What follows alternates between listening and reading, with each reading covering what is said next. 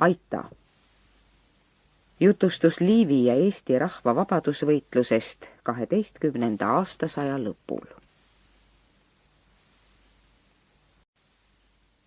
Esimene peatükk, torm.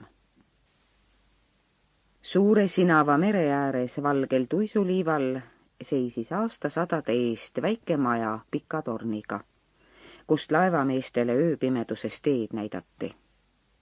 Tornimaja rahvast oli kõigest 3 hinge, vanaemake oma 2 tütrega, suurem tütar, umbes 19 aastat vana, muretses maja talituse eest. Pani öösel tornis tuled põlema ja valvas selle järele, et öötorm ta leekisid ära ei kustutaks. Ta oli keha poolest sirge ja täiskasvanud, mõistuse poolest tark ja igas kitsikuses nõuleidja, hea südamega ja julge meelega. Kui mitu korda oli ta tormise mere käest ohvrid välja kiskunud ning selle juures oma armast lootsikut nii osavasti läbi lainete juhtinud, et talle ei sündinud mingit viga.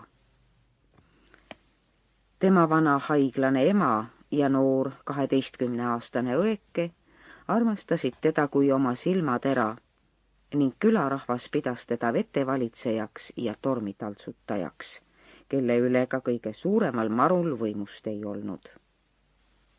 Sellepärast leidis ta igal pool suurt lugupidamist ja armastust enese vastu.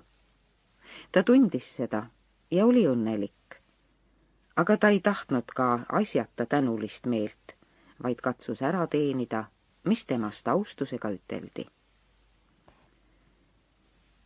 Juba tema sündimise juures oli tark tast palju ette kuulutanud, mis vanemate südamed rõõmuga täitis. Targa nõu järele pandi talle nimeks Aita ning siiamaale oli ta oma nimele au teinud. Kes siin ligidal merehädas olnud, see tundis Aitat kui oma päästjat inglit. Õnnelikult päästetud võõrad kandsid vapra neiu nime kaugele laiali ja rõõmsad vanemad, kelle pojad ta veesurmast päästnud, laulsid talle kiitust ja tänu pikis lauludes. Meremeeste suus liikusid muinasjutulised lood Aita vaprusest, nõiavõimust, mis tal tormi üle olla, ja ta suurest iludusest.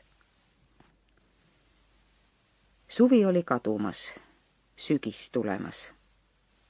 Aita kodus ei olnud see looduse muutumine suurt muutust toonud. Meri oli ikka ühesugune tumesinine. Taevas seda sama karva vesi. Sample complete. Ready to continue?